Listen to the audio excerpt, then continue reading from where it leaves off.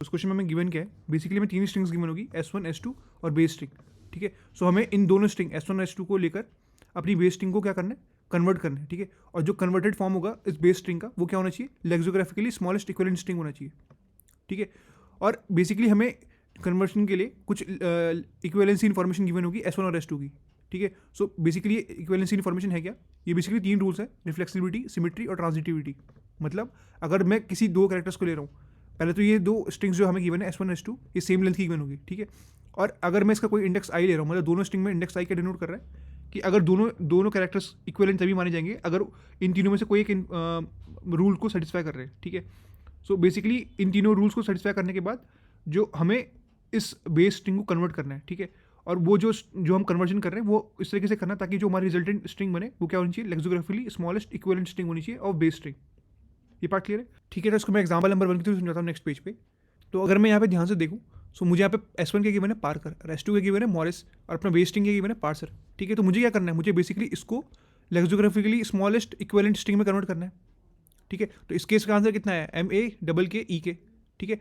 मतलब अगर हम यहाँ पे ध्यान से देखो तो मुझे इन दोनों को यूज़ करके अपनी बेस स्ट्रिंग को कन्वर्ट करना है, ठीक है। तो हमें क्या इन्फॉर्मेशन गिवन थी कि ये दोनों किसको सेटिस्फाई करनी चाहिए, ये 3 कंडीशन को सेटिस्फाई करनी चाहिए हर एक कैरेक्टर को। मतलब कोई अगर मैं इंडेक्स नंबर आई लूँ, यहाँ पे इंडेक्स नंबर 0 ले रहा हूँ मैं, तो यहाँ पे क्या है, P आ रहा है, यहाँ पे क्या आ रहा है, M आ रहा है, ठीक है। सो बेसिकली कहीं पे P आ रहा है और अगर M आ रहा है, ठीक है, तो ये दोनों क्या होंगे, एक ग्रुप के अंदर होंगे, ठीक है। ये दोनों एक ग्रुप के अंदर हैं, इसका मतलब क्या हुआ कि इन दोनों में से जो छोटा होगा मैं उसको लूँगा ना, कि जो मेरे नेट रिजल्टेंट बने वो भी छोटा है, ठीक है। अब देखो P और M, एक ये इंडेक्स नंबर 0 पे, ये इंडेक्स नंबर 0 पे, ये दोनों एक ग्रुप में आने चाहिए, इन दोनों में छोटा कौन सा है, M, ठीक है। तो इसका मतलब क्या हुआ कि नेक्स्ट बार जब मेरी बेस स्ट्रिंग के अंदर कहीं पे P आए तो हम क्या लेंगे, उसको किससे रिप्लेस करेंगे, M से रिप्लेस करेंगे, ठीक है। नेक्स्ट बार मुझे क्या मिला, A मिला और इधर क्या मिला, O मिला, ठीक है। तो मतलब क्या हुआ, A और O क्या होंगे, एक मैप के अंदर होंगे या फिर एक ग्रुप के अंदर होंगे, ठीक है। नेक्स्ट बार अगर कहीं मुझे यहाँ पे जैसे यहाँ पे मुझे A मिला है, ठीक है, तो मैं उसको किससे रिप्लेस करूँगा, देखो A और O एक ग्रुप के अंदर है, इन दोनों में से छोटा कौन सा है, A है, ठीक है। तो मैं इसको A को किससे रिप्लेस करूँगा, A से रिप्लेस करूँगा ना, इसलिए यहाँ पे A का A ही रहा, ठीक है, अपना आंसर के अंदर। नेक्स्ट बार मुझे यहाँ पे R मिला है और यहाँ पे मुझे R मिला है, तो कौन सी प्रॉपर्टी सेटिस्फाई हो रही है, रिफ्लेक्सिबिलिटी वाली, ठीक है। तो इसका मतलब क्या हुआ, R ही रहेगा, मतलब एक ग्रुप है जिसके अंदर R ही है भी, ठीक है। ये पार्ट क्लियर है। अब नेक्स्ट बार मुझे क्या मिल रहा है, यहाँ पे K मिल रहा है नेक्स्ट इंडेक्स पे, यहाँ पे मुझे क्या मिल रहा है, R मिल रहा है। इसका मतलब क्या हुआ कि K और R एक ही ग्रुप के अंदर होंगे, तो अभी तो सिर्फ R ही था, अब K भी आ जाएगा इसके अंदर, ठीक है। और इन दोनों में से छोटा कौन सा भी, K है ना, तो यहाँ पे K आ गया, ठीक है। मतलब अगर मेरी पार्ट्स स्ट्रिंग के अंदर कहीं पे R आ रहा हो तो हम उससे किससे रिप्लेस करेंगे, K से रिप्लेस करेंगे ना, क्योंकि दोनों क्या है, सेम ग्रुप के अंदर है। नेक्स्ट बार मुझे E मिलेगा, ठीक है, और यहाँ पे नेक्स्ट वैल्यू क्या यहाँ पे I है, इसका मतलब क्या हुआ, E और I एक ग्रुप के अंदर होंगे, ठीक है। और इन दोनों में से छोटा कौन सा होगा, E होगा ना।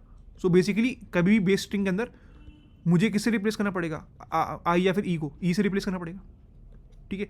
और एट द एंड लास्ट में क्या है, यहाँ पे R है और यहाँ पे क्या है, S है। इसका मतलब क्या हुआ, R और S क्या होनी चाहिए, सेम ग्रुप में होनी चाहिए, तो इसका मतलब यहाँ पे S भी आएगा, ठीक है। तो मतलब हमारी बेस स्ट्रिंग के अंदर कहीं पे अगर R आए, K आए या फिर S आए तो हम उसको किससे रिप्लेस करेंगे, K से रिप्लेस करेंगे, क्योंकि इन तीनों में से सबसे छोटा कौन सा है, K है ना। और हमें आंसर क्या चाहिए, लेक्सोग्राफिकली स्मॉलेस्ट एलिमेंट चाहिए अपना बेस स्ट्रिंग का, तो हमें सबसे स्मॉलेस्ट पकड़ना पड़ेगा हर ग्रुप में से, ठीक है। तो देखो अगर आप यहाँ पे ध्यान से देखो, अगर मैं अपनी बेस स्ट्रिंग को कन्वर्ट करूँगा तो देखो P आया तो P कौन से ग्रुप में लाइक कर रहा है, फर्स्ट इस वाले ग्रुप में लाइक कर रहा है, और इसमें एलिमेंट कौन सा है, स्मॉलेस्ट M, ठीक है। तो इसको मैं क्या बोल रहा हूँ, बेसिकली पेरेंट मान रहा हूँ इस ग्रुप का, ठीक है, या फिर हेड कैरेक्टर, मतलब इस ग्रुप में से अगर कोई कैरेक्टर लाइक करेगा तो उसके लिए हम उसको M से रिप्लेस करेंगे, ठीक है। नेक्स्ट बार मुझे यहाँ पे A मिला, अगेन वो कौन से ग्रुप में लाइक करेगा, इस ग्रुप में लाइक करेगा, ठीक है। तो इस ग्रुप के लिए हमारा हेड कैरेक्टर कौन सा है, A, तो मैंने उसको A से रिप्लेस कर दिया, ठीक है। तो M और A आ गया।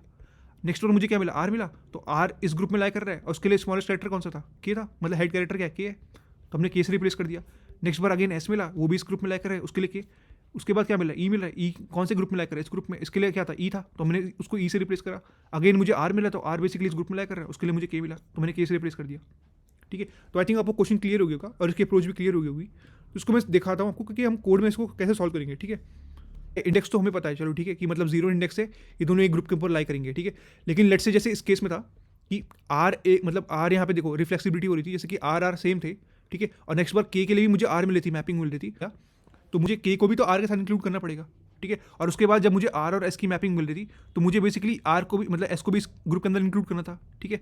तो मैं क्या कर रहा हूँ, जितनी बार मैं इसके अंदर इंक्लूड कर रहा हूँ एक नया एलिमेंट को, मतलब जितनी बार हम ग्रुप के अंदर नया एलिमेंट ऐड कर रहे हैं, तो क्या कर रहे हैं, पहले तो ऐड कर रहे हैं, उसके बाद कंपेयर कर रहे हैं कि जो हमारा प्रीवियस जो वो था मतलब हेड कैरेक्टर था कहीं वो मतलब अब नए ऐड करने के बाद, उस ग्रुप में नए एलिमेंट ऐड करने के बाद कहीं वो चेंज तो नहीं हो रहा, ये भी तो कंपेयर करना पड़ेगा।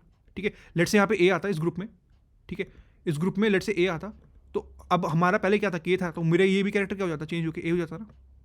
ये बात क्लियर है? सो हमें क्या करना है, पहले हमें ग्रुप बनाने पड़ेंगे। ठीक है, तो हम इसमें क्या कर सकते हैं, बेसिकली इसमें सिंपली हम क्या यूज़ कर सकते हैं, अपना यूनियन फाइंड ऑपरेशन कर सकते हैं। ठीक है, तो यूनियन का काम बेसिकली क्या है, ग्रुप बनाने का। ठीक है, और फाइंड का काम क्या है, हमारा हेड कैरेक्टर को फाइंड आउट करने का, मतलब इसका पेरेंट कौन सा है इस पूरे ग्रुप का। ठीक है, तो हम फाइंड मतलब इसको स्टोर करने के लिए, मतलब पेरेंट स्टोर करने के लिए मैंने क्या करा है, एक वेक्टर डिफाइन करा है। ठीक है, और उसकी इनिशियल वैल्यू मैंने -1 रख दी, मतलब -1 क्या डिनोट कर रहा है। और पहले मैं आपको बताता हूँ कैरेक्टर जो हमारा वेक्टर है कितने साइज का होगा, इसका साइज होगा 26। सो 26 साइज क्यों रखा है, ताकि मैं हर कैरेक्टर के लिए स्टोर कर सकूँ उसका पेरेंट कौन सा है। ठीक है, ये तो मैंने आपको डायग्रामेटिकली दिखाया, लेकिन हम कोड में कैसे स्टोर करेंगे पेरेंट को, हम स्टोर करेंगे एज अ वैक्टर। ठीक है, सबकी वैल्यू मैंने -1 रख दी, इसका मतलब क्या हुआ, जिसे लेट से अभी मैं स्टार्टिंग से ट्रैवल्स करना स्टार्ट करूँ, पी और एम लिया। ठीक है, दोनों की वैल्यू कितनी, -1 इसका मतलब क्या है कि अभी इस ग्रुप में सिर्फ एक ही कैरेक्टर है, मतलब एम के ग्रुप में सिर्फ एम ही कैरेक्टर है, और इसका हेड कैरेक्टर क्या होगा, एम होगा। अब देखो मुझे क्या करना है, पी और एम को क्या करना है, एक ग्रुप में लाना है ना, क्योंकि बेसिकली सेम इंडेक्स के ऊपर अप्लाई कर रहे हैं। ठीक है, तो मैं क्या करूँगा, इनको इसके ऊपर यूनियन ऑपरेशन अप्लाई करूँगा।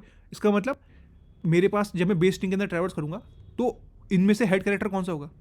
ठीक है, तो वो कैसे फाइंड आउट करूँगा कि इन दोनों से जो छोटा होगा उसको दूसरे का पेरेंट बना दूंगा। ठीक है, जैसे ये देखो एम और पी में से जो छोटा है, छोटा कौन सा, एम है। ठीक है, तो क्या करूँगा, पी के जो इंडेक्स होगा वहाँ पे मैं बेसिकली एम स्टोर कर दूंगा।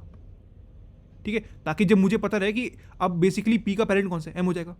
ठीक है, जैसे अगर मैं इसको आपको इस केस में समझाता हूँ कि लेट से मुझे आर मिला। ठीक है, यहाँ पे भी आर था। ठीक है, और यहाँ पे भी आर है, तो अभी आर की वैल्यू कितनी होगी, -1 होगी पहली बार तो। ठीक है, तो सिंपली आर ही रहेगा यहाँ पे। नेक्स्ट बार मुझे के मिला। ठीक है, और यहाँ पे मुझे क्या मिला, आर मिला। ठीक है, तो क्या बोलेगा के, पहले वो क्या चेक करेगा, पहले यूनियन ऑपरेशन अप्लाई करेगा। ठीक है, तो यूनियन मतलब के की वैल्यू कितनी होगी, के खुद को, के की यहाँ पे इंडेक्स की वैल्यू कितनी होगी, -1 होगी ना। ठीक है, के खुद को पॉइंट कर रहा है, और दूसरा क्या है, आर है, और आर का पेरेंट क्या है, आर ही है। ठीक है, तो दोनों के पेरेंट डिफरेंट है, इसका मतलब क्या हुआ, इनको एक ग्रुप के अंदर डालो। ठीक है, तो आर और के एक ग्रुप के अंदर आ गए यूनियन करके। ठीक है, और अब मुझे इसका क्या निकालना है, पेरेंट निकालना है। ठीक है, तो पेरेंट कौन होगा, या फिर मतलब हेड कैरेक्टर कौन सा होगा उस ग्रुप के लिए, बेसिकली जो इन दोनों से छोटा हो, छोटा कौन सा, के। तो बेसिकली मैं क्या करूँगा कि आर के इंडेक्स पे, यहाँ पे अपने वेक्टर के अंदर आर के इंडेक्स पे मैं के का इंडेक्स स्टोर कर दूंगा। ठीक है, इंडेक्स इन द सेंस के स्टोर कर दूंगा। तो यहाँ पे तो मैंने इंटीजर की फॉर्म में लिया है, तो यहाँ पे मैं के का इंडेक्स लिख दूंगा। ठीक है, अब ऐसे ही देखो नेक्स्ट पर मुझे क्या मिलेगा, अगेन यहाँ पे मुझे आर मिल रहा है, यहाँ पे क्या मिल रहा है, मुझे एस मिल रहा है। ठीक है, अब इस ग्रुप के अंदर कौन कौन सी वैल्यू देखो, आर किस ग्रुप के अंदर है, के, जिस आर इस ग्रुप के अंदर है जिसका पेरेंट क्या है, के है। ठीक है, और मुझे एक और नया कैरेक्टर, नया मतलब वो मिल रहा है, इंडेक्स मिल रहा है, एस। ठीक है, तो एस का पेरेंट क्या है, मतलब एस का पेरेंट खुद ऐसे ही होगा ना, क्योंकि अभी इसकी वैल्यू कितनी होगी यहाँ पे, -1। ठीक है, अब जब एस का पेरेंट एस है, ठीक है, और मुझे बेसिकली आर का पेरेंट क्या, के है। ठीक है, तो इन दोनों से जो छोटा है मुझे उसके ग्रुप में डालना पड़ेगा ना उसको। ठीक है, पहले मैं इसको कंपेयर करूँगा आर और मतलब सॉरी के को और एस को, कि छोटा कौन सा है। ठीक है, तो के छोटा है, इसका मतलब क्या, मुझे एस को इसके अंदर डालना पड़ेगा। ठीक है, और जब मैं इसको एस को इसके अंदर डालूंगा तो बेसिकली कौन सा ऑपरेशन अप्लाई करूँगा, यूनियन ऑपरेशन। कि यूनियन ऑपरेशन मतलब दोनों का पेरेंट क्या डिफरेंट है। ठीक है, एस के लिए मैं क्या स्टोर करूँगा, के का इंडेक्स स्टोर करूँगा, क्योंकि बेसिकली इस ग्रुप के लिए सबसे स्मॉलेस्ट एलिमेंट कौन सा है, के। ठीक है, तो एक बार जब हमने पूरे ग्रुप बना दिए और मुझे हर के लिए हेड कैरेक्टर पता है, तो बेसिकली अपने बेस स्ट्रिंग के ऊपर ट्रैवर्स करो, और हर कैरेक्टर के लिए मतलब इस कैरेक्टर के लिए बेसिकली फाइंड आउट करो कि बेसिकली कौन से ग्रुप में लाइक कर रहा है, और उसके लिए पेरेंट कैरेक्टर या फिर हेड कैरेक्टर कौन सा है। ठीक है, तो आई थिंक क्वेश्चन क्लियर हो गया। तो उसको मैं आपको कोड में दिखा था, मैंने कोड में क्या करा हुआ है, तो कोड में मैंने सेम वही करा हुआ है। तो पहले मैंने एक हेड कैरेक्टर नाम का एक वेरिएबल डिफाइन करा है, मतलब अपना वेक्टर डिफाइन करा है। ठीक है, और उसको नीचे मैं उसकी वैल्यू इनिशियलाइज कर दे रहा हूँ, साइज 26 और इनिशियल वैल्यू सबकी -1, मतलब अभी सारे कैरेक्टर्स खुद के पेरेंट है। ठीक है, अब क्या करूँ, यहाँ पे यूनियन ऑपरेशन अप्लाई करो, तो बेसिकली एस ऑफ आई। ठीक है, यहाँ पे बेसिकली क्या पास कर रहा हूँ, इंडेक्स पास कर रहा हूँ। ठीक है, तो बेसिकली एस ऑफ आई क्या है, कैरेक्टर है, -a करूँगा तो इंडेक्स पास करेगा। ठीक है, तो हर इंडेक्स यहाँ पे मैं इंडेक्स पास कर रहा हूँ। ठीक है, और यूनियन ऑपरेशन अप्लाई करो, तो यूनियन फंक्शन मैंने क्या करा हुआ है, कहाँ का मेरा यूनियन फंक्शन, ये रहा। ठीक है, तो यहाँ पे मैंने अपनी वैल्यू पास करी है। ठीक है, यहाँ पे इंटीजर की फॉर्म में इंडेक्स पास होंगे, जैसे ए होगा तो ए के लिए क्या पास होगा, यहाँ पे 0, बी होगा तो बी के लिए पास क्या होगा, 1 होगा, ऐसे जेड होगा तो जेड के लिए क्या पास होगा, 25। ठीक है, अब पहले मैं दोनों के पेरेंट निकालूंगा, एक्स के पेरेंट निकालूंगा, वाई के पेरेंट निकालूंगा, तो उसके लिए क्या यूज़ करा है मैंने, फाइंड फंक्शन यूज़ करा हुआ है। ठीक है, तो फाइंड क्या बोल रहा है कि अगर जो मेरे कैरेक्टर पास करा है, अगर हर कैरेक्टर के अंदर उसकी वैल्यू -1, इसका मतलब क्या हुआ कि अभी खुद ही मतलब जैसे मैंने आपको बताया था ना कि अगर एम की वैल्यू -1 है यहाँ पे, इसका मतलब क्या हुआ कि अभी एक ही मतलब एक ही एलिमेंट उसके अंदर, उसका पेरेंट भी क्या एम ही है। ठीक है, तो एक्स ही पास कर दो वापस।